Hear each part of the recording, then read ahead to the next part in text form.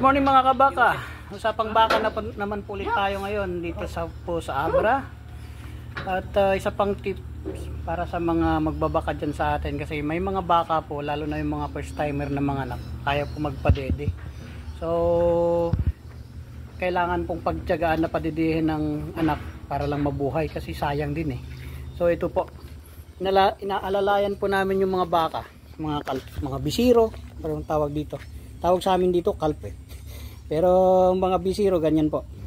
Kailangan po, kung kailangan ipitin po yung ating mga baka para lang makadede yung kanyang mga anak, ay kailangan po natin gawin, kasi kung hindi po makadede yan, sigurado mamamatay po yung anak.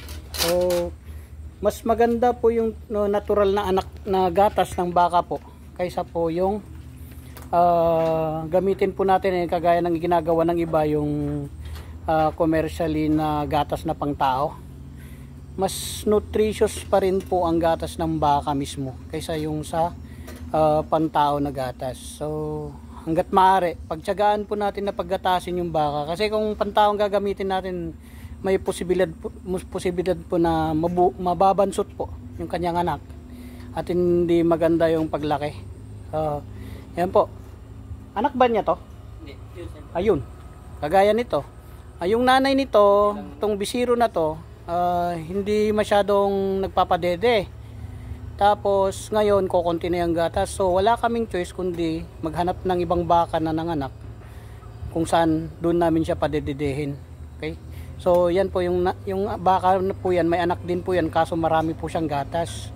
So pwede namin ipadede sa kanya yung anak nung isa. Simbra po yan, simbra. Yung nanay po ng bisiro na yan, yan po yung nanay. Ayan po yung nanay niya, oh. So kung makikita nyo, parang malaki yung kanyang dede, kaso ang problema, kokonti yung gatas na lumalabas. So may mga instances po ng mga heifers, mga first time po na mga anak, ay ganyan pong nangyayari.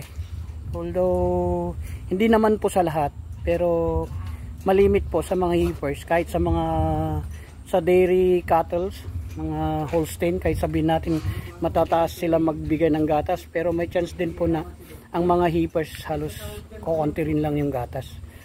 So yan lang po na mga kabaka ngayong umaga. Magandang umaga po sa ating lahat, at ito po muli si Kabakang Leon. Good morning.